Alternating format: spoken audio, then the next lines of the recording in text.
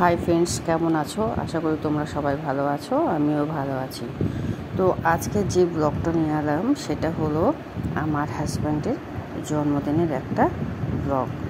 তো সারাদিন কী রান্না করলাম সেটা দেখাবো। আর আজকে সমস্ত বাজার কিন্তু আমার ছেলেই করেছে, যে ওর নিজের টাকা দিয়ে ও নিজে বাবার জন্মদিনে বাজার করেছে। এটাই হচ্ছে সবথেকে বড় উপহার আমাদের কাছে। তো ঠিক আছে, তোমরা দেখো তাহলে আমরা সারাদিন কী রান্না করলাম। খাবার দেখেই বুঝতে পারছো যে কী রান্না হয়েছে। তো সবটা দেখাচ্ছি। এই যে এঁচুড় আছে, চিংড়ি আছে, ডাল আছে, শাক আছে, পাঁঠার মাংস, মুরগির মাংস, ভেটকি মাছ, এঁচুড়, এগুলো তো আগেই বলে দিলাম। এটা মাটন, আর সবজি 5 রকম ভাজা সবজি কাটা আছে। তো চলো এবার রান্নাঘরে চলে যাই। আর এটা হচ্ছে মুসুরির ডাল। আচ্ছা, এদিকে আমটা একটু হালকা করে সেদ্ধ করে নিয়েছি, এদিকে আমার জন্য চা বসিয়েছে। রান্না করতে আজকে অনেক দেরি হয়ে গেছে। তো শাকটা না আমি পেঁয়াজ দিয়ে একেবারে ভাজি না, আগে একটু ভাপিয়ে নিই, তারপরে ওটা ভাজি। তো শাকটা শুরু করাতেই আমি জলটা মেরে নিয়েছি। আর ওদিকে চাটা হয়ে গেছে।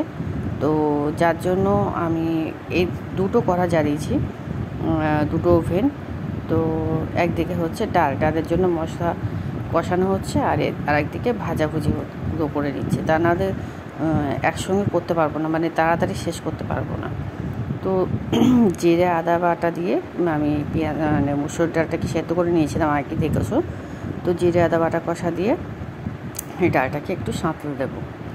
তো জিরে আদা বাটা মোটামুটি কষা হয়ে গেছে, আর দেখে বেগুনও ভাজা প্রায় এক পিঠ হয়ে গেছে। তো দেখো ডালটা আমি দিয়ে দিলাম। আর এরপরে এদিকে বেগুনটা উঠিয়ে দিচ্ছি, যেহেতু একটা পিঠ হয়ে গেছে। বেগুনটা ভাজাভুজি খুবই কম করছি, মানে নিয়মে যেটুকু করা সেইটুকু, কারণ এত গরমে বেশি ভাজাভুজি খাওয়া ঠিক না। কিন্তু যেহেতু আজকে একটা স্পেশাল ডে, তো তার জন্য যেটুকু না করলে নয় সেইটুকুই করেছি।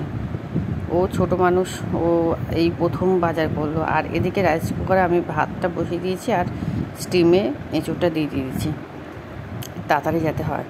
তো বেগুনটা ওদিকে হয়ে গেছে, ডালটাও হয়ে গেছে। তো যার জন্য ওদিকে আবার আলু ভাজা বসিয়ে দিলাম। আর ও একটু ভেটকি মাছ নিয়ে এসেছিলো, ওর বাবা যেহেতু খেতে ভালোবাসে ভেটকি মাছটা, তো আমাদের কিছু বলতে হয়নি, ও নিজেই নিয়ে এসছে, ওর বাবার পছন্দের জিনিস। তো সেই মাছটা ভাজছি। এটা আমি সর্ষে আর পোস্ত বাটা দিয়ে করব। তো মাছটা ভাজা, ওই মাছগুলো ভাজা হয়ে গেছে। আর এদিকে এবার এটা ঝালটা বসাবো। তো আমি একটু 5 ফোড়ন দিয়ে নিয়েছি। আমি সাধারণত মাছ ঝালে আমি 5 ফোড়ন দিই। তারপরে সর্ষেটাকে বেটে আমি ছেঁকে ধুয়ে রেখেছিলাম, তো সেটাই আমি দিয়ে দিয়েছি।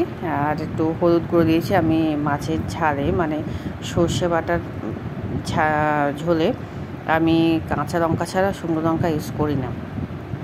তো ওটা হয়ে গেছে। আর আলু ভাজাটা এদিকে হয়ে গেছে, তুলে নিয়ে আমি পটল ভাজাটা বসিয়ে দিয়েছি। এক হাতে ক্যামেরা, এক হাতে রান্না, খুব সমস্যা। তো যাই হোক, যতটুকু তার মধ্যে পেরেছি ভিডিও করেছি। আর বারবার ফোনটা হ্যাং করছিল। তো যাই হোক, এটা করলাম। আর এদিকে দেখো এটা ফুটে উঠেছে ঝোলটা। তো এবার মাছগুলো দিয়ে দিলাম, মাছগুলো দিয়ে দিলাম। আর এদিকে পটলটাও তুলে নিলাম, নিয়ে দেখো মাছের ঝালটা কিন্তু হয়ে যাচ্ছে। আমি এটাকে একটু শুকনো করি, কারণ বেশি ঝোল ভালো লাগে না। আর ওইদিকে পটল ভাজা যে তেলটা ছিল, পটলটা ভাজা সাধারণত তেলটা একটু কালো মতো হয়ে যায় বলে আমি বরবটি আলুটা শেষে ভেজেছি। তো মাছের সর্ষে বাটা পোস্ত দিয়ে মাছটা নামিয়ে নিলাম। নামিয়ে নেওয়ার পরে আগেই দেখেছো যে তোমরা আমটা হালকা করে একটুখানি ভাপিয়ে নিয়েছি। তো এখানে যেটা আমার ভুল হয়ে গেছে, আমি কিন্তু এই চাটনিতে কোনো রকম রিফাইন্ড বা সর্ষের তেল আমি ইউজ করিনি। আমি কিন্তু ঘি দিয়েছি, ঘি আর এলাচ থেঁতো করে দিয়েছি। তারপরে আমি আমগুলো ভালো করে ভেজে নিয়েছি, নিয়ে একদম অল্প জল দিয়েছি। আর একটা জিনিস আমার ছিল না, সেটা হচ্ছে শুকনো লঙ্কাটা না থাকাতে আমি কাঁচা লঙ্কা দিয়েই কাজ মেটালাম, আর কি করবো। তো যাই হোক, এইভাবে চাটনিটা করলে কিন্তু ভীষণ টেস্টি হয়, মানে তেলের জায়গায় ঘি দিয়ে একবার করে দেখবে, ভীষণ ভালো হয়। তো যাই হোক, চাটনিটা তো হয়েই গেছে। আর এদিকে আবার শাক সেদ্ধ, মানে শাকটা বসাবো। তো শাকটা আগে আমি শুধু কড়াতে একটু শুকিয়ে নিয়েছি, নেওয়ার পরে তো পেঁয়াজ আর রসুন ফোড়ন দেওয়া হচ্ছে শাকের মধ্যে। ওটা একদম পুরো ভাজবো না, একটু কাঁচা কাঁচা থাকবে, তখন আমি শাকটা দিয়ে দেবো, দিয়ে নেড়ে নেবো। এইভাবে শাক ভাজাটা করলে না খুব টেস্টি হয়।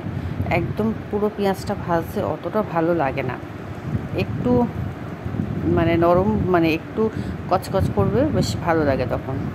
আর এদিকে ছেলে বসাচ্ছে মাংসটা, মানে পাঁঠার মাংসটা ওদিকে ছেলে বসাচ্ছে।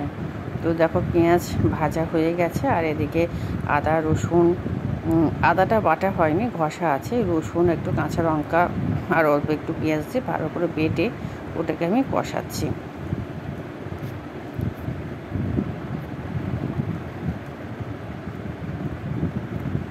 তো তারপরে দেখো নুন, হলুদ, নুন, জিরের গুঁড়ো, আমি ধনের গুঁড়ো খুব একটা ইউজ করি না, তো জিরের গুঁড়ো, হলুদ সব দিয়ে দিয়েছি। আর এদিকে তো শাক ভাজাটা হচ্ছে, হালকা একটু জল দিলাম, কারণ আমি তেলটা ভীষণ কম খাই, বেশি তেল দেওয়া রান্না আমি খেতেই পারি না, যার জন্য আমি ভীষণ তেল কম খাই। তো এদিকে মাটনটা কষানো হচ্ছে, আর এদিকে আবার আমি এঁচোড়টা বসাচ্ছি, কারণ দুই দিকে সমানে রান্না চলছে, না তো পারবই না, এত দেরি করে রান্না বসিয়েছি। তো দেখো এদিকে পেঁয়াজ আদা রসুন দিয়ে আমি এঁচোড়ের মশলাটা কষিয়ে নিলাম, তারপরে চিংড়িগুলো দিয়েছি, দিয়ে আবার এটাকে একটু ভালো করে ভেজে নিয়ে, চিংড়ি আগে অনেকেই ভেজে রাখি, কিন্তু আমি সেইভাবে করে দেখেছি, কিন্তু আমার মনে হয় চিংড়িটা কাঁচা মানে কষিয়ে ভালো করে কষিয়ে নিলে এটা টেস্টটা অনেকটাই বেশি হয়। তো যাই হোক, যে যেভাবে পারে আর কি, তো আমার এটাই ভালো লাগে বলে আমি এইভাবেই করি। তো এঁচোড়টা আমার অনেক দিন আনা ছিল, অনেক দিন এঁচোড় আনা ছিল, প্রায় 10-15 দিন হবে এঁচোড়টা আনা ছিল, যার জন্য এঁচোড়টা না একদম শুকিয়ে গেছে। ফ্রিজের মধ্যে থাকলেও এঁচোড়টা কেমন শুকনো শুকনো মতো হয়ে গেছে, যার জন্য এঁচোড়টা জানি না কেমন হবে। তো দেখা যাক, এবার মশলাটা কষিয়ে নিয়ে লবণ দিয়ে ভালো করে নেড়েছে, আমি এবার ওটাকে ঢেকে দেবো। আর এদিকে ছেড়ে কিন্তু মাটনটা করছে, বড় ছেলেই মাটনটা কষাচ্ছে, আর আমি এদিকে এঁচোড়টা করছি।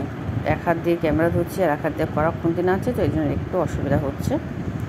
এইটা মাংসের মধ্যে টমেটো দিয়ে দিলাম, আর এঁচোড়টা দেখো লবণ দিয়ে ঢাকা দেওয়াতে অনেকটাই কিন্তু মানে কমে এসছে, জল ছেড়ে দিয়ে ওটা অনেকটাই কমে এসছে। আর মাটনটা দেখো প্রায় কষা হয়ে গেছে, এই জল দিয়ে দিলাম। অন্য সময় আমি যখন মাটন করি আমি কড়াতেই করি, মানে আমি প্রেশার কুকারে দিই না। তো আজকে এত দেরি হয়ে গেছে যে আমার আর কড়াতে করার মতন মানে সময় নেই, তো যার জন্য আমি এটাকে অল্প করে জল দিয়েছি, এটাকে প্রেশার কুকারে দেবো। আর এদিকে কষিয়ে নিয়েছি, এবার এত মানে বড় ভিডিও করতে পারছি না, যার জন্য এঁচোড়টাকে ভালো করে কষিয়ে নিয়ে অল্প করে জল দিয়েছি। দেখো এঁচোড়টা ফুটছে, এঁচোড় চিংড়িটা। আর এদিকে মাংসটা প্রেশারে বসিয়ে দিয়েছি, আবার ওটা এঁচোড় চিংড়িটা হয়ে গেছে, আমি নামিয়ে নিয়েছি। আর এইদিকে অন্যদিকে আমি মাংসটা বসিয়ে আবার চিকেনটা রান্না হচ্ছে, কারণ আমার হাজব্যান্ড আবার মাটনটা খায় না, তো যার জন্য আবার চিকেনটা করতে হবে, তো সেই চিকেনেরই প্রিপারেশান চলছে। তো পেঁয়াজ আদা রসুন সবটা দিয়ে কষিয়ে নেওয়া হচ্ছে, মানে ভালো করে ভেজে নিয়ে অল্প একটু জল দিয়েছি, কারণ মশলাগুলো না তো পুরো পড়ে যাবে। তো তার মধ্যে জিরে গুঁড়ো, হলুদের গুঁড়ো, লঙ্কার গুঁড়ো সব কিছু দিয়েছি, দিয়ে এবার মাংসটা দিয়ে দিলাম, দিয়ে এবার ভালো করে কষানো হচ্ছে। তো আমার হাজব্যান্ড এদিকে তখন 1:30 বেজে গেছে, আমার বারবার বলছে তুমি স্নানটা করে এসো, আমি করছি, কিন্তু যেতে পারছি না, আর অনেকটাই তো কাজ থাকে, তো অনেকগুলো বাসন ছিল, তো এই কষাতেই সেই বাসনগুলো ধুয়ে নিয়েছি। আর ওদিকে মাংসে সিঁড়ি পড়ছে, তো মাংসটাকে কিন্তু আমি ভালো করে কষিয়ে নিচ্ছি। তাই এদিকে দেখো সেটু করে মানে ফোটাচ্ছি একটু, তো এইভাবে হলো। এবার দেখো আমি কী রান্না করলাম শেষ করে, শাক ভাজা, পটল ভাজা, বরবটি আলু ভাজা, শসা দিলাম স্যালাডে, বেগুন ভাজা করেছিলাম, আর আলু ভাজা করেছিলাম। আর এদিকে যে মাছের ঝাল, এঁচোড় চিংড়ি, মাটনটা দিয়েছি, এখন খাবি কিনা জানি না।